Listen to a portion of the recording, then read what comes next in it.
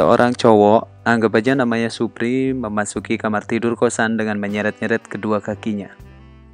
Bukan, Supri bukan pengidap penyakit stroke atau lagi latihan casting film dokter ngesot. Dia lemas karena memaksakan diri untuk ikut lomba futsal, padahal kondisi badannya sedang gak fit.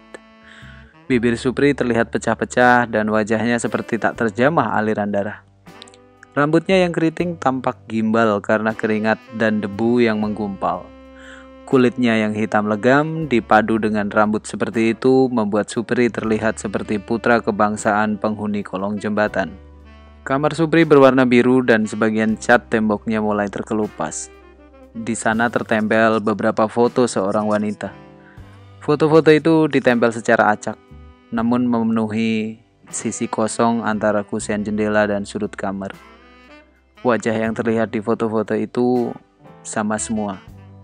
Ya, itu adalah foto seorang wanita.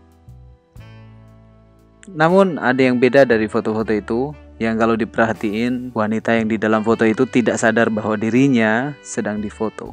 Rata-rata Supri mengambil foto cewek itu pas lagi olahraga.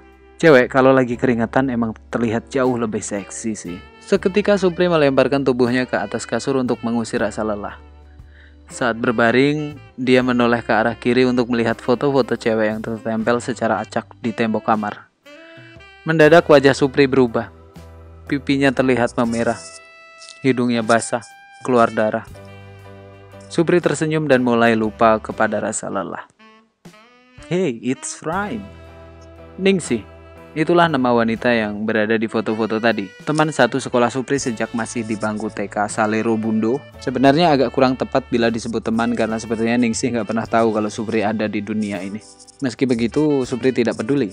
Setiap bulan Supri menyisihkan sedikit demi sedikit dari uang sakunya untuk ditabung demi membeli kamera Polaroid dan kertas filmnya. Untuk apa?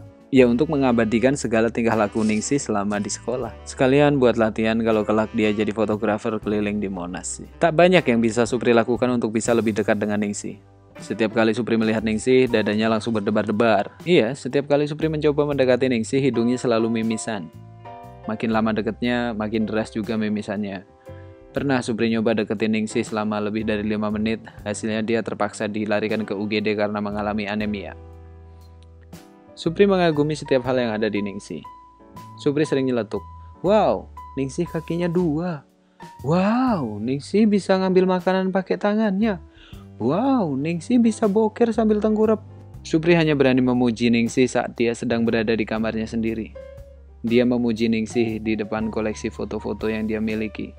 Supri tahu, itu adalah sikap yang tak akan bisa memajukan hubungannya. Bahkan sampai mereka kuliah, Supri masih berada di level itu. Tapi Supri tidak peduli. Supri memilih caranya sendiri untuk mencinta.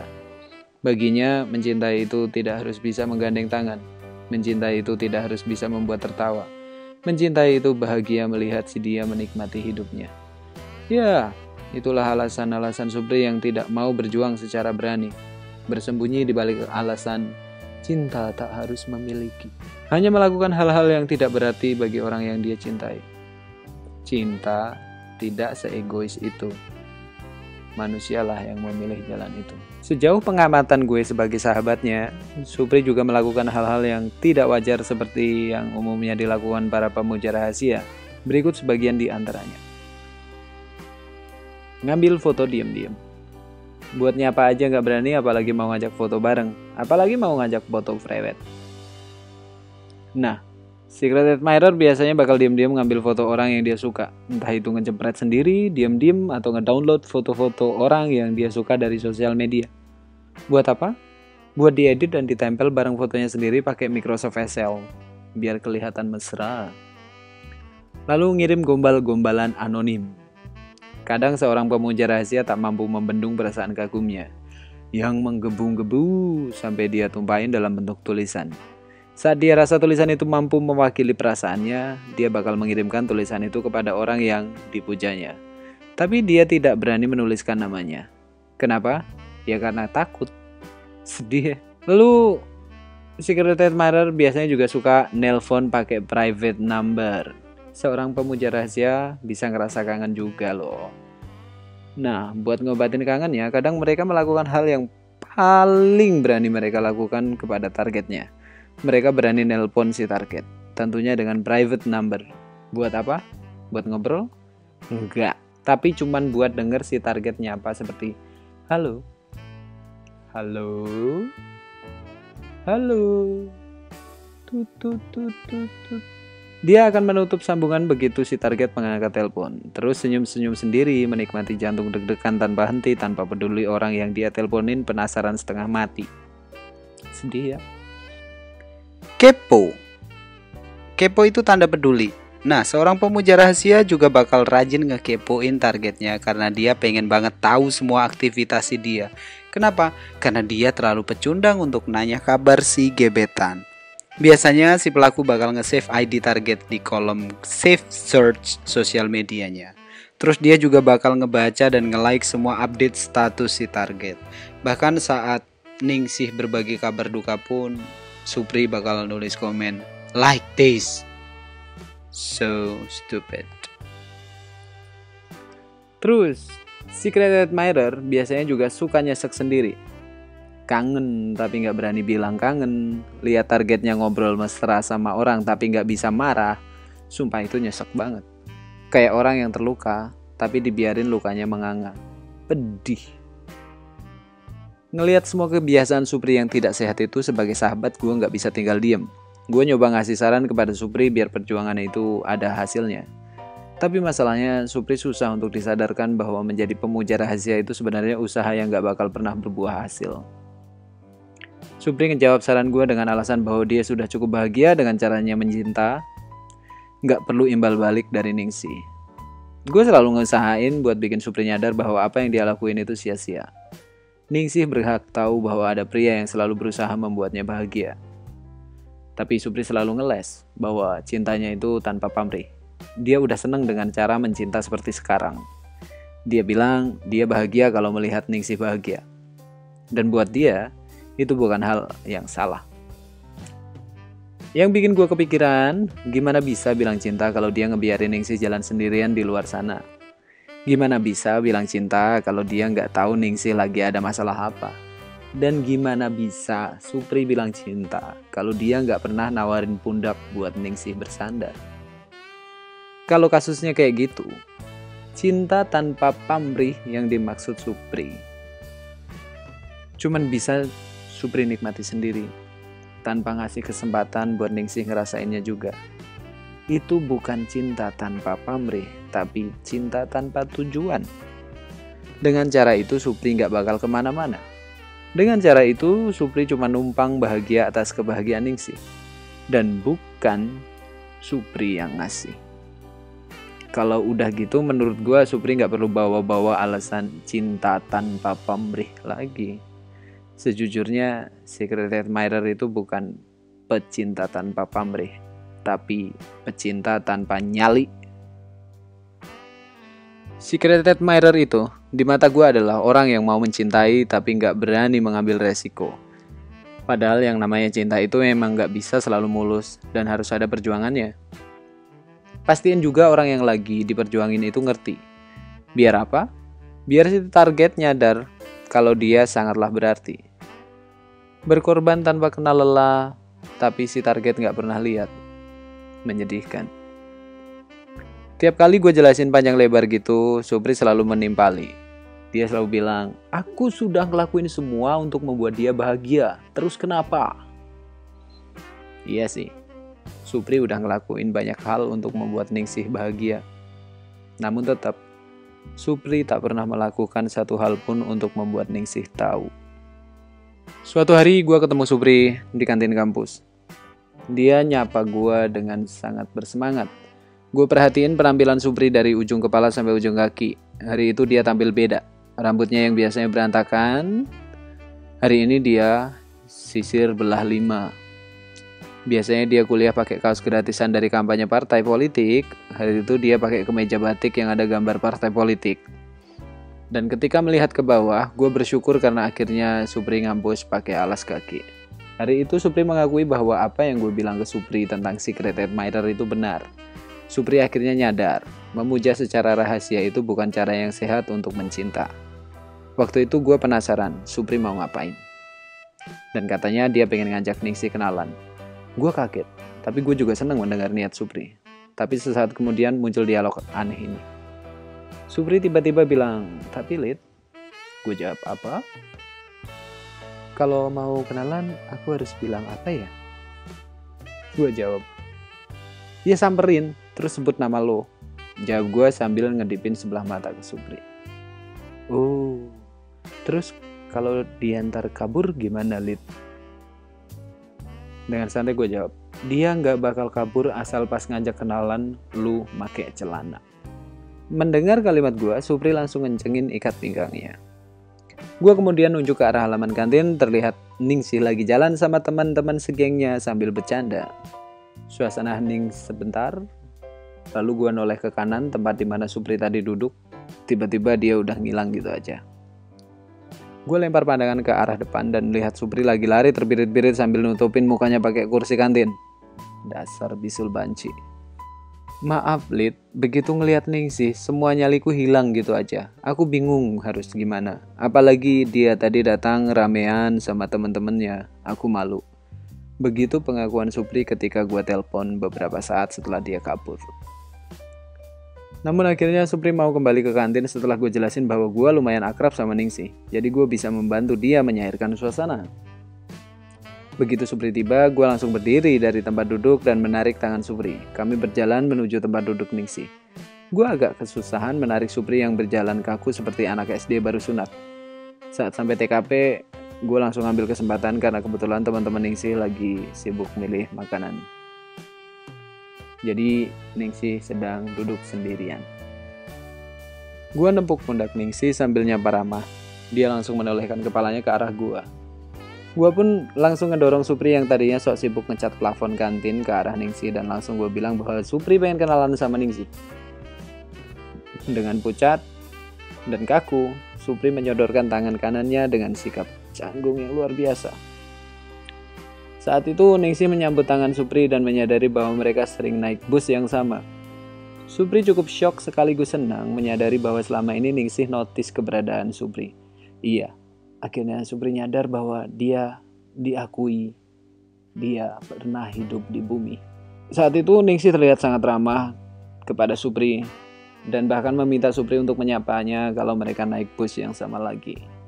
Melihat mereka mulai mengobrol, gue pamitan sama Ningsih dan Supri untuk bertemu dosen pembimbing skripsi. Tapi melihat gue beranjak pergi, Supri malah pengen ikut gue pergi. Gue heran. Kenapa Supri malah pergi di saat dia dapat kesempatan buat ngobrol sama Ningsih berdua?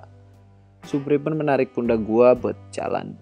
Dahi Supri sudah penuh air kayak tembok yang rembes oleh air hujan yang terlalu deras. Gua dan Supri pun berpamitan dan meninggalkan Ningsih di kantin. 3 bulan berlalu dari hari perkenalan di kantin itu. Diam-diam gue perhatiin Supri dan Ningsih semakin akrab. Mereka sering naik bus bareng, sering makan di kantin bareng, dan sering ngampus pakai baju couple. Tepatnya baju dengan gambar partai yang sama. Gue senang akhirnya Supri bisa bahagia bersama orang yang dia cinta. Dengan cara yang wajar tentunya. Tapi gue masih belum tahu apakah mereka udah jadian atau masih sekedar gebet-gebetan.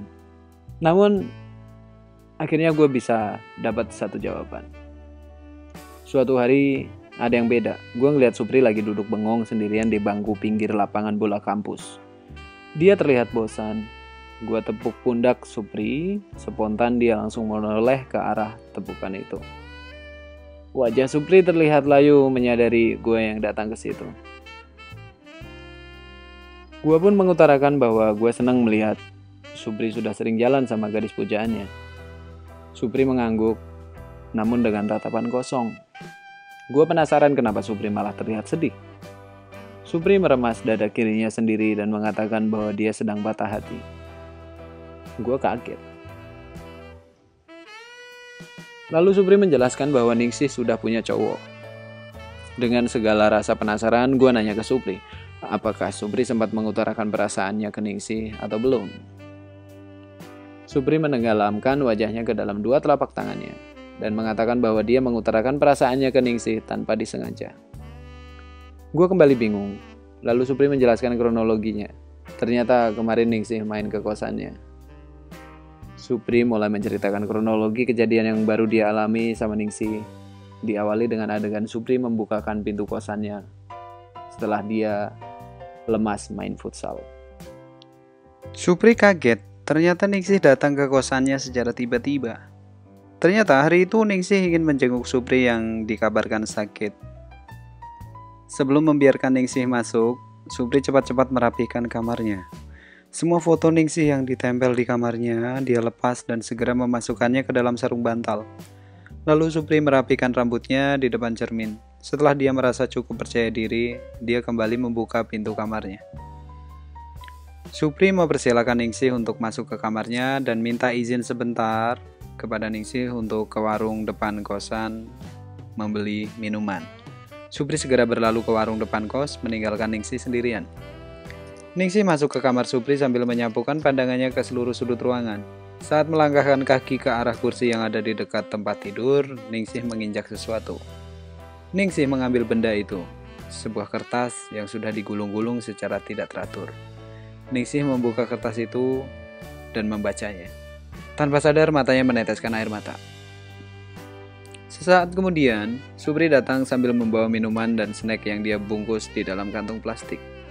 Belum juga Supri duduk, Supri udah kaget melihat Ningsih menangis sambil memegangi selembar kertas itu. Supri segera meletakkan kantung plastiknya dan menyusul duduk di samping Ningsih. Ningsih meninju-ninju pelan lengan Supri sambil mengatakan bahwa Supri jahat. Dengan keadaan masih bingung, kedua tangan Supri meraih tangan Ningsih untuk menghentikan serangan tinjunya. Air mata mengalir deras di wajah Ningsih sambil mengatakan bahwa Supri ternyata udah lama menyiksa perasaannya. Supri lalu memohon kepada Ningsih untuk menjelaskan apa yang dia maksud secara pelan-pelan agar Supri mengerti. Dia juga menyempatkan diri untuk mengusap air mata Ningsih pakai kain kanebo. Ningsih mengambil kertas yang tadi dia baca dan memberikannya pada Supri. Supri jelas mengenal kertas itu. Dia terdiam. Itu adalah salah satu draft puisi yang dulu dia tulis untuk Ningsih. Ningsih punya versi utuh dari puisi itu. Dan ratusan puisi lain yang dia simpan rapi-rapi di laci meja belajarnya. Dan puisi-puisi itu sudah diterima Ningsih secara rutin sejak dia masih belia. Supri bingung kenapa puisi-puisinya malah dianggap menyiksa, padahal dia cuma ingin membuat Ningsih bahagia. Dengan marah, Ningsih menimpali. Bahagia? Bagaimana aku bisa bahagia kalau aku selalu dibuat bertanya-tanya? Siapakah orang yang selalu menuliskan kalimat-kalimat indah kepadaku dalam surat-surat tidak bernama itu? Ningsih kembali meninju-ninju lengan Supri. Supri tidak melawan ataupun menahan tinju dari Ningsih lagi. Ningsih melanjutkan kalimatnya. Kamu gak tahu rasanya jadi aku. Posisi kamu lebih enak. Kamu tahu siapa yang kamu cinta, dan kamu bisa berusaha membahagiakannya. Sedangkan aku cinta dengan semua tulisan-tulisan indah yang aku baca. Tapi aku gak pernah tahu harus berterima kasih kepada siapa. Sekian tahun lamanya. Supri pun meminta maaf dan berharap untuk diberi kesempatan agar Supri bisa memperbaiki semua. Namun Ningsih menolaknya. Saat Supri nanya kenapa, dengan ketus, Ningsih menjawab, kamu itu jahat. Kamu buat aku jatuh cinta, tapi pada siapa? Aku gak pernah tahu siapa orang itu. Dan sekarang, kamu datang mengakui semua di saat hatiku sudah aku berikan kepada orang lain. Aku lelah mencintaimu, karena aku tak pernah tahu siapa kamu. Kamu harusnya tahu pahitnya menunggu. Ningsih segera berlalu keluar kamar sambil menangis. Supri duduk lemas karena tidak tahu harus berbuat apa lagi. Diraihnya bantal yang tergeletak di depannya. Dia lempar bantal itu ke arah pintu dan foto Ningsih yang tadi dia simpan di bawahnya terbang berhamburan menghujani kamar itu. Begitulah akhir cerita Supri dan Ningsih. Kalau dari apa yang gue lihat, Supri memang udah terlalu lama bikin Ningsih nunggu. Supri kemudian selalu menekankan bahwa dia nggak punya niat jahat ke Ningsih. Iya. Kadang kita memang nggak tahu apa yang kita lakukan itu bakal menyakiti orang atau enggak. Kan yang terbaik di mata kita belum tentu jadi hal yang baik juga di mata orang lain. Itulah bagaimana akhirnya Supri menghadapi takdirnya sebagai seorang secret admirer. Meskipun akhirnya Ningsih tahu isi hatinya, namun Supri sudah tak bisa lagi memilikinya. So yes, this is the end of Draw My Story episode kali ini. Semoga cerita ini bisa membuat kalian bernostalgia buat yang pernah jadi secret admirer, atau bisa menjadi pelajaran bagi kalian yang masih menjadi secret admirer agar segera mengungkapkan perasaan kalian.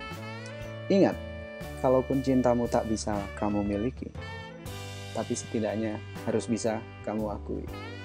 Sampai jumpa di Draw My Story episode lainnya. Ciao.